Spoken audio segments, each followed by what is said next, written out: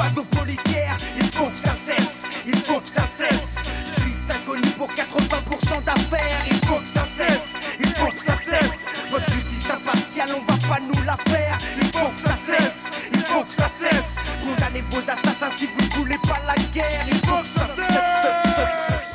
Ce qui s'est passé ici dans la nuit du 8 au 9 juin et que l'on a appelé le rodéo sanglant de Mantes-la-Jolie n'a pas fini de faire des remous judiciaires. Une femme policier tuée, percutée par une voiture volée, un jeune abattu par un policier, 2 morts, mais encore beaucoup d'interrogations. L'information judiciaire sur les circonstances de la mort de Marie-Christine Baillet a très vite conduit à 3 interpellations et à des aveux. Mais l'autre drame de la nuit, la mort de Youssef Caïf, tué d'une balle dans la nuque par un gardien de la paix, n'a donné lieu à ce jour à aucune enquête de l'IGPN, la police des polices. Il a fallu attendre le dépôt d'une plainte par la famille pour qu'une autre information judiciaire soit ouverte. Depuis ce matin, la machine judiciaire est donc officiellement lancée pour déterminer dans quelles circonstances le jeune homme a trouvé la mort. Légitime défense ont toujours laissé entendre les policiers, version remise en cause par des témoins et par les occupants des voitures volées, des jeunes de 16 et 17 ans. Voici leur version des faits que nous avons recueillis avant qu'ils ne soient interpellés. On commençait à aller vers la place Sainte-Anne. Il y avait 2 voitures d'inspecteurs à l'église. Dès qu'il nous a vus, De nous arrêter quoi. il nous a fait comme ça. Après, il a couru vers dans sa voiture, il a pris le téléphone. Il a appelé, quoi, il a appelé un peu plus loin et nous, on a vu les gyrophares. Après, on a roulé trop vite. On a roulé vite. Il y avait le virage à droite. De toute façon, en même temps qu'on venait, le flic, il a couru vers nous. Il a couru, il a sorti son flingue. Il a attendu un peu et il a tiré. Est-ce que vous alliez en direction de barrage? Non, pas du tout. Ah non. C'était impossible. Est-ce que la voiture dans laquelle se trouvait Youssef allait vers le barrage? Non, il était devant nous. Il était devant moi. Il allait où? Il tournait à droite. Il était devant moi. C'était moi le dernier. Est-ce que le policier a pu croire que vous alliez lui foncer devant? C'est pas possible. C'est lui qui est venu en courant et il n'était même pas à 1 mètre du trottoir. Bon, ils sont arrivés là, comme ça.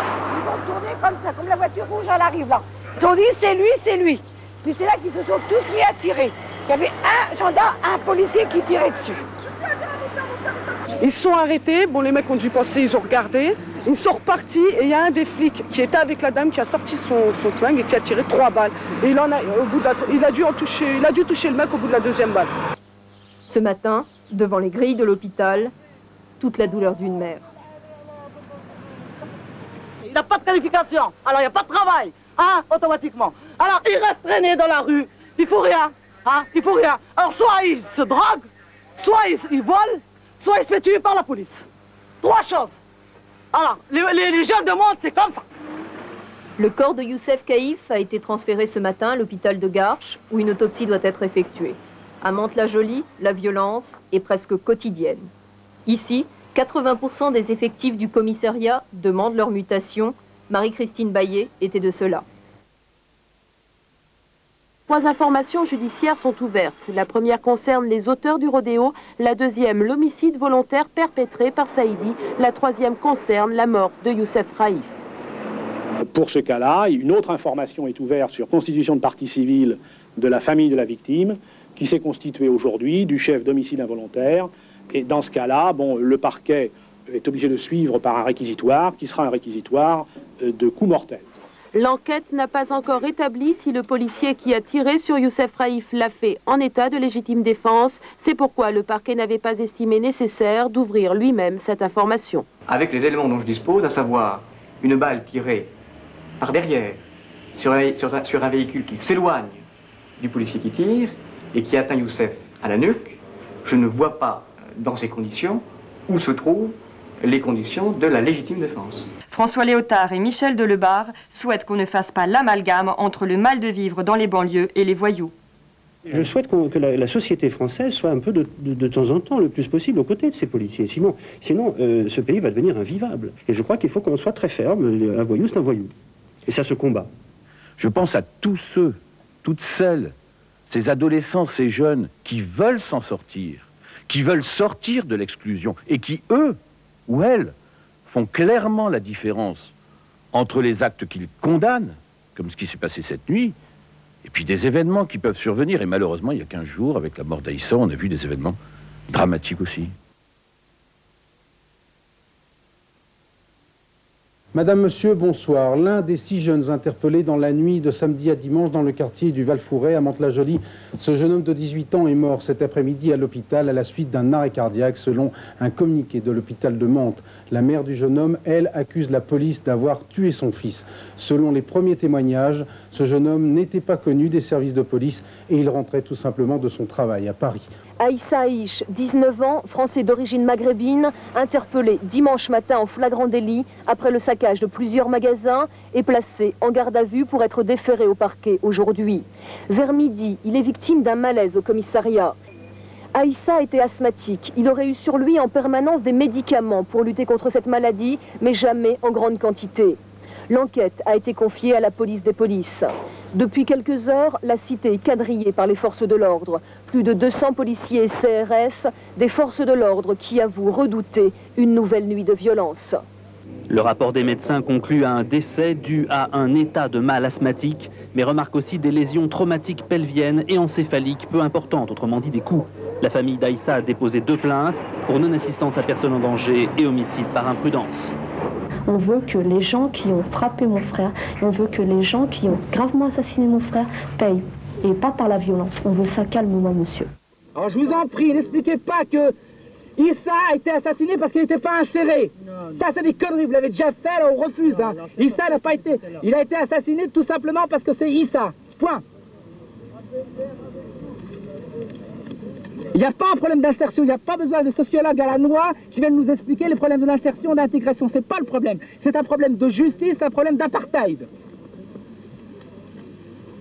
Le père a ensuite rajouté « Mon fils n'est plus, mais il était leur copain » en désignant les jeunes attroupés. Maintenant, je le remplace auprès d'eux. Je serai là pour les recevoir chez moi et partager leurs discussions, leurs problèmes.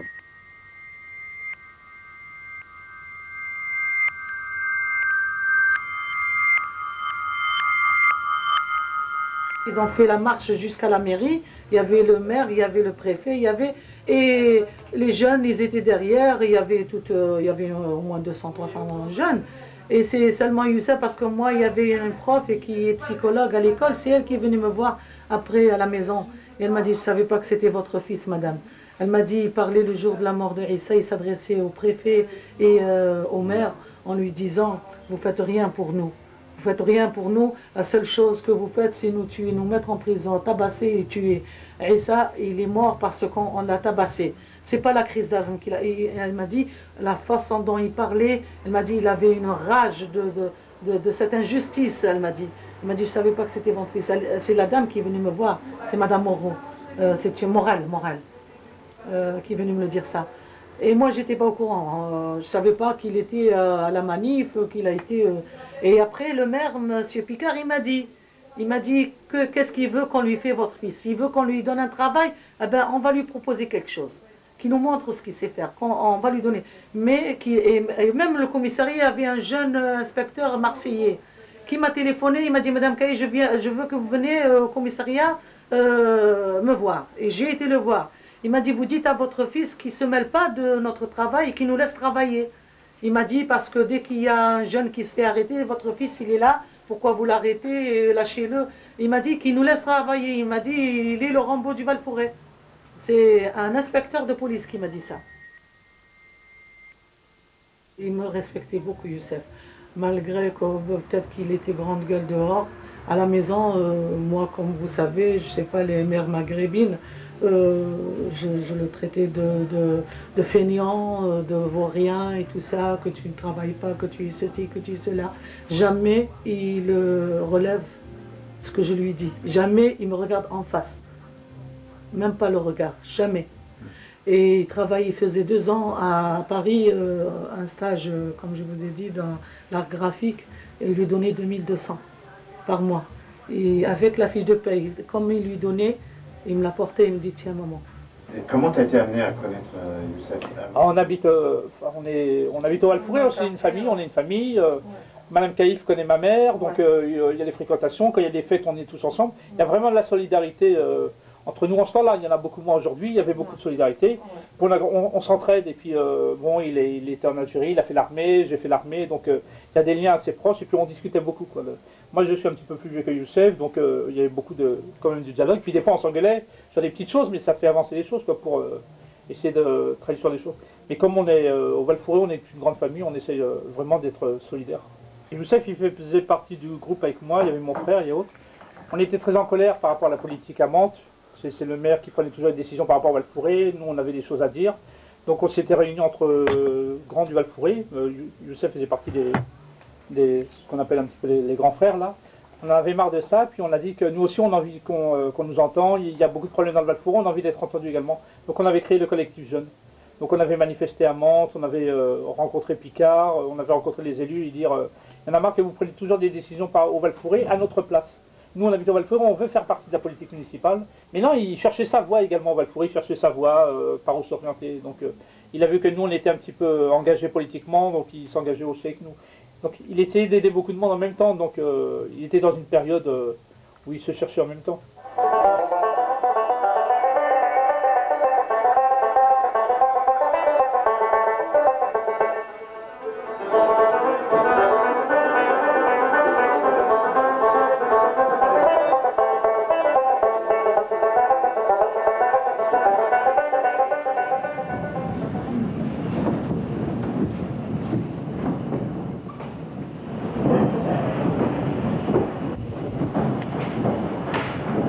C'est vrai que Saïd Mekiti, c'est la seule que j'ai. Mais là, il a 6 années, il la remplace à côté de moi. Ils m'appellent tous maman et je suis leur maman jusqu'à la fin de ma vie. Je dirais simplement que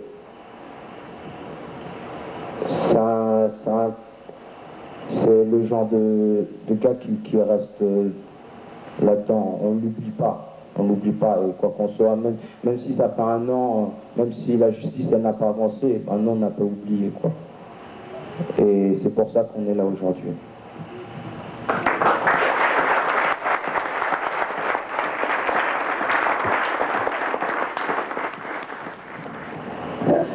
Ce que je voudrais, c'est que la justice soit faite et soit rendue honorablement. Parce que c'est un crime. Il n'était pour rien dans l'affaire. On ne tue pas, même si il était dans une voiture volée, on ne tue pas pour ça. On ne tue pas quelqu'un de 24 ans pour ça. Je vous remercie. Et Youssef, moi, les rapports que j'ai eu avec lui, c'est tout ce qu'un jeune, comme il y en a plein. Chacun, on se ressemble, on a tous des différences. Mais lui, il avait un truc particulier. Il n'était pas individualiste. Souvent, quand dans le quartier, les autres, je m'en fous de ça, je m'en fous. Et nous, on sait que ces gens-là s'en foutent, et pourtant, nous, on réfléchit, on perd notre temps, on sacrifie plein de choses, des rapports entre nos parents et tout ça. Et bien, Youssef, c'était ça, c'est tout. Il aurait pu faire comme tout le monde, penser qu'à son ventre, c'est la chose la plus facile à faire. Lui, non, il essaie de faire la plus dure, avec nous, avec des petits groupes, c'est tout. On a monté un comité pour faire... Parce qu'il va y avoir il y a le jugement du flic là, qui a tué Youssef. Et pour éviter qu'il y ait des pressions contre la famille ou alors contre ceux qui essayent d'emmener le flic aux assises, parce que notre but c'est d'emmener le flic aux assises, qu'il soit condamné pour ce qu'il a fait et tout ça. Donc c'est pouvoir aider la famille, la soutenir moralement, financièrement si possible, et les aider dans leur démarche pour que la justice soit faite, qu'elle soit faite, qu'ils soient bien jugés. On approche de la reconstitution, normalement c'est la semaine prochaine. Donc on a voulu savoir où il y a encore plein de dérogations qu'on se pose. Trop de crimes impunis, torture et sodomie. Dans les commissariats de notre république, leur dictature. Qu'est-ce qu'il a fait? Il l'a tué. Donc normalement quand tu tues quelqu'un, qu'est-ce qu'il fait? Tu vas en prison. Donc nous on veut que le flic il va en prison. Mais c'est pas ça. Bah oui, mais il n'est pas jugé encore, le flic. Ah bon? Et nous, on veut que ça passe en jugement et que le flic soit condamné parce qu'il a tué quelqu'un. C'est sur Youssef, là. Celui que la police a descendu, là. Ça cesse, il faut que ça cesse. Je suis inconnu pour 80% d'affaires. Il faut que ça cesse, il faut que ça cesse. Votre justice impartiale, on va pas nous la faire. Il faut que ça cesse. Les amis de Youssef Caïf ont lancé des appels au calme tout en réclamant justice pour ce jeune beurre de 23 ans tué ici il y a un an. Les jeunes seront tenus à l'écart, indésirables également les caméras à la demande expresse du juge d'instruction. La reconstitution n'a semble-t-il pas tranché les deux questions clés du dossier. La R9 de Ladj Saïdi a-t-elle percuté volontairement Marie-Christine Baillet ou s'agit-il d'un accident, comme l'a répété hier soir Saïdi? Il n'aurait pas vu la jeune femme policier avant de la heurter. Le gardien de la paix Pascal Iblot était-il en état de légitime défense quand il a atteint Youssef Caïf d'une balle dans la nuque? Les deux autres occupants de la voiture l'ont dit à nouveau hier soir. Selon eux, la Volkswagen Jetta ne menaçait pas directement le policier. Face aux magistrats et aux experts, chacun a donc campé sur ses positions. Si le policier a varié plusieurs fois de version, la famille et les parties civiles, elles, n'ont jamais varié. Le samedi 9 juin, une soirée dansante était organisée à 4 km du quartier et bien sûr, aucun moyen de s'y rendre. Quelques jeunes volent 3 voitures pour se rendre à la soirée dansante à la Cellophane. Youssef Caïf fait partie de ce groupe qui a fauché une Jetta diesel. À quelques immeubles de là, un autre groupe de jeunes vole une R9 et font à peu près la même chose. Les deux affaires sont bien indépendantes l'une de l'autre. Si les raisons de vol sont pratiquement les mêmes, les actes n'ont pas été commis en concertation.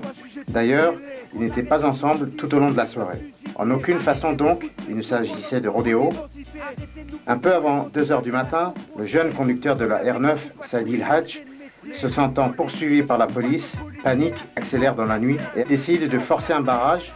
Il remarque qu'il peut passer entre la voiture de police et le trottoir. Au moment où la R9 est toute proche, Marie-Christine Baillet sort subitement du véhicule de police. Tout va très vite, le jeune ne peut éviter le choc. Mademoiselle Baillet est écrasée contre sa portière, il est 2 h du matin. Pendant ce temps, Youssef et ses copains sortent de la soirée dansante et reprennent leurs 3 voitures. Ils ne savent rien de l'accident qui vient de se produire. Au Val-Fouré, ils ignorent totalement qu'ils se dirigent vers le lieu du drame. Au niveau de la place Sainte-Anne, ils remarquent en s'approchant du carrefour la présence de nombreux véhicules de police et de pompiers. Surpris, ils décident de bifurquer sur la droite à un carrefour se situant à une 50aine de mètres du lieu du drame précédent. Les policiers présents sur le lieu du drame ont vu les 3 voitures s'approcher. 3 d'entre eux se précipitent vers ce carrefour au moment même où les 3 véhicules prennent leur virage pour s'éloigner du lieu. Les voitures passées, seul Iblot sort son arme, se met en position et tire sur le dernier véhicule qui s'éloigne. 3 balles sont tirées. Youssef Caïf est touché par une balle, sa voiture percute le mur sur la gauche et cale. L'autopsie confirmera que Youssef a été atteint d'une balle en pleine nuque. L'autopsie précisera également qu'au moment du tir, la distance entre l'arme du flic Iblot et la nuque de Youssef Caïf est estimée entre 30 et 70 mètres. Elle est même plus proche de 70 mètres que de 30 mètres, toujours selon le rapport d'instruction. Pour les familles, c'est dramatique, tragique. Pour notre république antidémocratique, quand la justice mène au trafic. Hit so hit, je décapite l'élite. Procureur et magistrat se mêlent dans les coups d'État. Personne se sent concerné, surtout dans le pire des cas, c'est mes enfants qui seront enfermés, donc fermez là une fois pour tout mon territoire des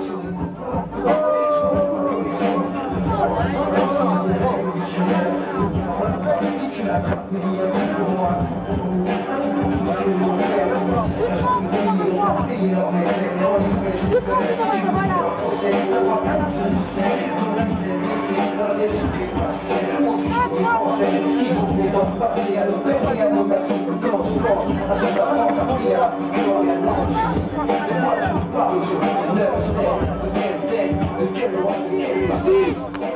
Justice pour Jawel! Justice pour Jawel! Justice pour Jawel! Justice pour Jawel! Justice pour Jawel! Justice pour Jawel! Justice pour Jawel! La France n'est pas le pays des droits de l'homme. La France tue nos enfants. Nous, on les enterre. Eux enterrent les dossiers. L'État tue nos Français, nos jeunes. Nous, on les enterre. Eux, ils prononcent le non-lieu. C'est honteux à la France.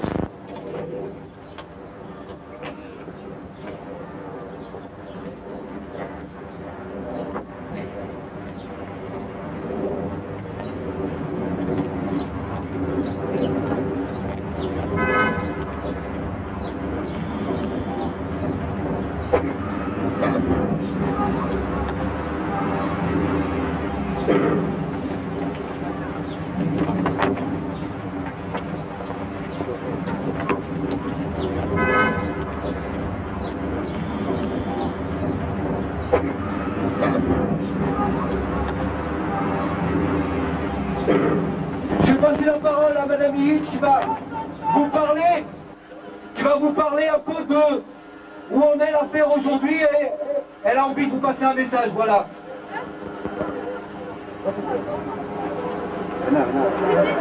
D'abord, je vous remercie tout le monde qui est venu ici. Je remercie les comités de soutien. Je remercie tous les gens qui sont venus ici. Parce qu'il n'y en a pas beaucoup de parents qui sont avec nous. Donc, comme on dit, si on montre à la police, policiers disent qu'on pense toujours à nos enfants, même que ça dit 7 ans que mon fils est mort. Ils croyaient que pendant qu'on traînait la justice, on va l'oublier. Il faut tout le monde sera ensemble pour lui dire qu'on n'a pas oublié Issa, ni Youssef, ni Jawad, ni Abdelkader, ni les autres. Même qu'on a passé 100 ans que ce n'était pas notre vie. Mais on le pensera toujours à eux.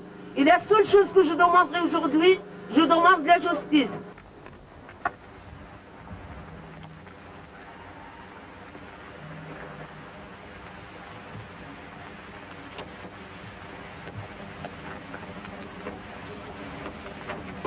Moi, ce que je voudrais dire par rapport à Youssef, c'est qu'on l'a connu en 1989. En 1989, on était plusieurs villes. Et on avait décidé de se regrouper parce que chacun dans sa ville, on galérait pour avoir des moyens pour nos petits frères et tout ça. On se battait. On avait créé un collectif qui s'appelait Résistance des banlieues. Et Youssef, il était là dans le collectif de Mantes. À Mantes, en 89, il avait fait une manifestation qui s'appelait 17 000 jeunes au Val-Fouré, 17 000 jeunes oubliés. Et à l'époque, il faisait des manifestations au Muro, à Mantes-la-Jolie.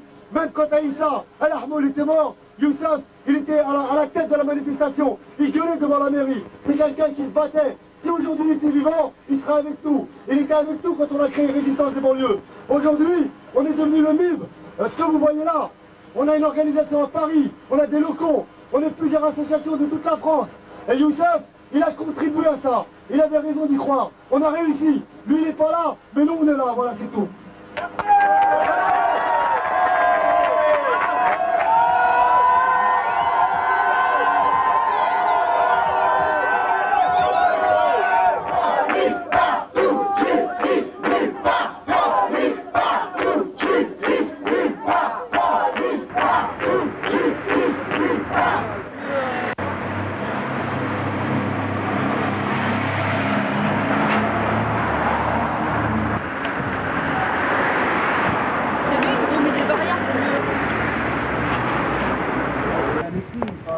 Depuis 9 ans, presque 10 ans, ils font exprès pour faire oublier les gens, je sais pas. Vous pensez que l'affaire a beaucoup trop traîné? Ah bah, bien sûr. Si vous voulez une voiture, 5 minutes après vous êtes en prison, vous êtes jugé tout de suite. Le lendemain, même un dimanche, vous êtes jugé. Et quand c'est comme ça, bon ben, il y en a un, il fait pas son boulot, l'autre fait traîner les choses. On attend, je sais pas. C'est eux qui... On est à leur merci. La famille, épaulée par un comité de soutien, continue son combat pour que la justice soit égale pour tous. Le non-lieu, on l'a pris très très mal. Dans le sens où, comme il y a eu un jugement pour la flic, il faut qu'il y ait un jugement pour le jeune qui a été tué. Donc je pense que c'est logique. C'est tout, c'est logique. Il faut qu'il y ait un jugement. Je suis la mère de Youssef qui est mort, ça fait 8 ans et demi, à Mantes-la-Jolie, tué par un policier. Cette affaire, comme vous le savez, je pense, ils ont décidé qu'il y ait un non-lieu pour le policier. J'ai été reçue par le juge qui traitait cette affaire comme une accusée. Il m'a traité d'une manière comme si c'est moi qui a tué. Je n'étais pas la mère de la victime. Le policier était le héros. Monsieur Jean-Marie Charpier, il s'appelle Jean-Marie Charpier, le juge d'instruction. Il est connu à Versailles comme étant l'ami de la police. Depuis maintenant 8 ans et demi, il a attendu 8 ans et demi pour rendre un arrêt de non-lieu. En disant que même si ce n'est pas de la légitime défense, le policier se trouvait en état de nécessité. Et cette affaire-là, elle est grave, parce que si ça passe, c'est n'importe quoi. Demain, n'importe qui, parce qu'il sera dans une voiture qui ne sera pas à lui, ou parce que ce sera un voleur de, je sais pas moi, de mobilette, n'importe quoi, le policier aura l'autorisation de tirer et que ça se passe. À tel point que le syndicat, le FPIP, le syndicat des policiers de Mantes-la-Jolie, a fait une déclaration, a demandé que les policiers aient le droit de tirer comme les gendarmes sans sommation. Donc cette affaire, c'est une affaire précise, mais elle peut avoir des conséquences pour tout le monde. Et c'est pour ça que c'est important de ne pas laisser aller. Vous savez pourquoi? Bon, le juge d'instruction a conclu en non-lieu. Parce qu'il est maître de l'instruction, il fait ce qu'il veut. En France, ça marche comme ça. Il fait ce qu'il veut. Il peut attendre 15 piges. Et là, l'instruction était terminée depuis 5 ans. Il a attendu 3 ans pour rendre l'arrêt. Tout ça, c'est de la politique. Ils font de la politique sur notre dos. Ça veut dire que le préfet des Yvelines, ça veut dire que le ministère de l'Intérieur, le ministère de la Justice et le juge d'instruction étaient d'accord pour dire c'est trop chaud en ce moment, on attend qu'une génération elle passe.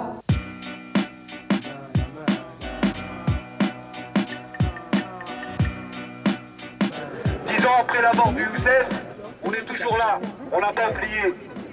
Si, pour certains, ils ont essayé la stratégie de faire traîner l'affaire et de rendre un non-lieu et de faire en sorte que le policier ne puisse pas passer devant une cour d'assises, eh bien 10 ans après, on est toujours là.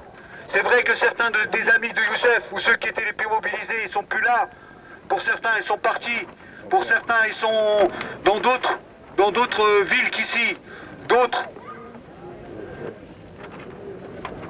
ils sont partis de manière violente aussi. D'autres personnes dans nos quartiers.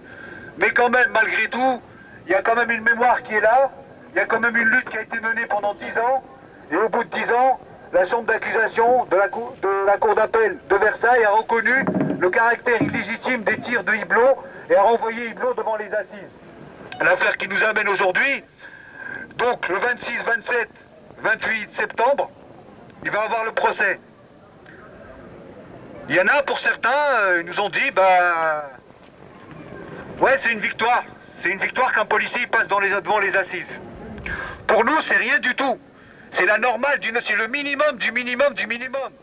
C'est-à-dire que le fait qu'il passe en procès, ça ne veut pas dire pour nous, ça y est, on a gagné. On n'a rien gagné du tout. On sait très bien que c'est pas évident, vu le rapport de force, vu la collision entre la justice et la police, pour qu'un policier soit condamné à une peine de prison, ce qu'il mérite, comme d'autres, par exemple, il n'y a pas très longtemps, quelqu'un qui avait tiré sur un policier ici dans le quartier, qui l'avait blessé, lui, il a pris 14 ans de prison ferme. Saïdi, qui avait écrasé la policière, hein, pas intentionnellement, ce qui a été reconnu lors des assises des 3 jours en juillet 97, il a pris 10 ans de prison ferme et 400 000 francs d'amende. On s'incline devant la mémoire de la policière. On n'est pas là pour dire bien fait pour sa gueule, comme d'autres dans la police parlent de Youssef ou parlent de Aïssa. On respecte tout le monde, mais que ça soit partagé par tous. On ne reconnaît plus la légitimité d'un procureur de la République qui n'ouvre même pas d'enquête quand il y a un crime qui s'est passé. C'est un assassinat, c'est un crime. Là, c'est clair. Ça, c'est une photo qui vient de la reconstitution, qui vient du dossier d'instruction. Donc, il y a tous les éléments pour que on ne va pas dire qu'il était menacé ou qu'il y avait ça ou ça.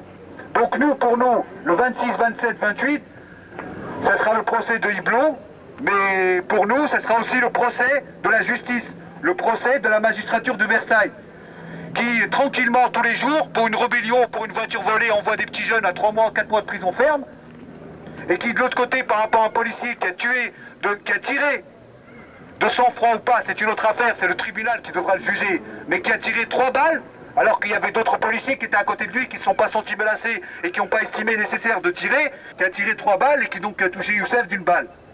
Et bien ce policier, il n'a pas fait un seul jour de prison, aujourd'hui il travaille toujours dans la police.